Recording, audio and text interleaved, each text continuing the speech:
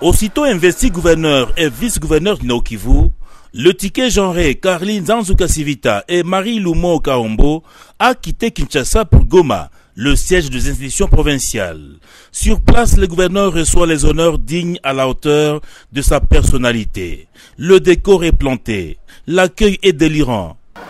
Le décor est planté, accueil délirant lui réservé par le gouvernement provincial sortant, à la tête de Félix Lutaichirwa, gouverneur intérimaire.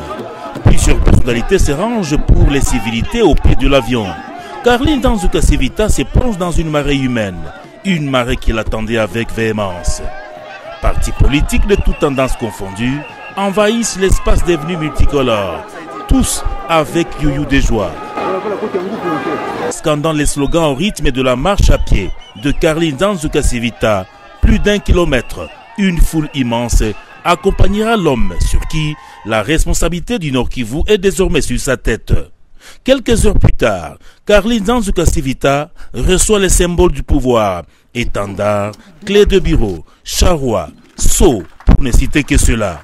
C'était au cours d'une cérémonie organisée pour la circonstance de la prise du pouvoir. Parmi les discours prononcés pour la circonstance, retenons celui du gouverneur sortant, Félix Lutaichirwa. Discours qui va brosser les circonstances dans lesquelles le Dion Julien Paluku et Félix Lutaichirwa ont conduit la province pendant les hauts et les bas. La cohabitation des communautés, une base florissante de la donne démocratique, précise Félix Lutaichirwa.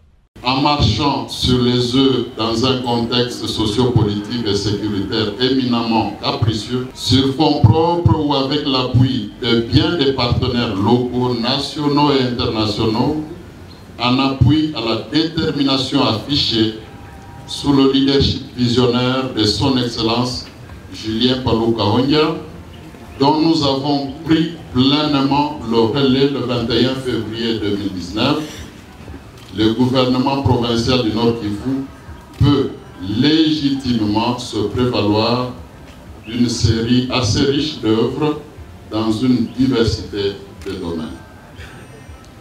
Dans nos 3 villes, à savoir Goma, Butembo et Beni, plus de 60 km de voiries ont été modernisées par asphaltage et par pavage.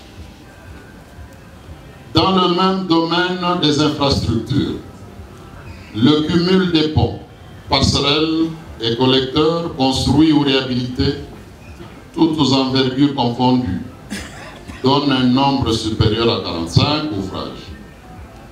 Des travaux de rechargement ont été effectués sur plus de 50 axes routiers et artères urbaines.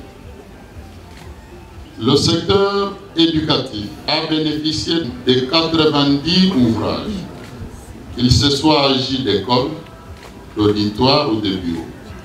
Il en est de même du domaine de la santé, avec au moins 17 réalisations palpables. Pendant les 12 dernières années, le Nord-Kivu a également vu naître des grands projets dans les domaines hydroélectriques, aéroportuaires, sportifs, socioculturels, de la presse, du genre et de l'enfant, etc. Mais le gouverneur Carline Nzanzu Kasivita est conscient de la responsabilité qui l'attend. Il n'est pas novice dans la gestion de l'entreprise politique et publique. Pour avoir été 2 fois ministre provincial, les prérequis sont là. La présence nombreuse de toutes les couches de la population du Nord-Kivu traduit le désir de toutes ces femmes et de tous ces hommes qui veulent nous voir aussitôt au travail et nous attaquer aux défis immenses de la province. C'est pourquoi nous ne tarderons pas à soumettre le programme du gouvernement ainsi que notre équipe à l'approbation de la représentation du peuple. Honorables députés nationaux, Excellences, Mesdames et Messieurs, nous sommes conscients de la lourde responsabilité qui est la nôtre, de présider aux destinées du Nord-Kivu. Une province aussi grande en termes d'étendue, de son poids démographique, de ses potentialités, mais aussi et surtout grande en termes de problèmes et de défis. L'importance des missions qui découlent de la fonction de gouverneur de province exige de notre part beaucoup d'engagement, beaucoup d'abnégation, de persévérance et de pertinence dans les interventions et réponses à apporter aux différents problèmes et demandes de la population. Nous voudrions ici rendre hommage à nos devanciers qui ont tracé les sillons à nos futures actions.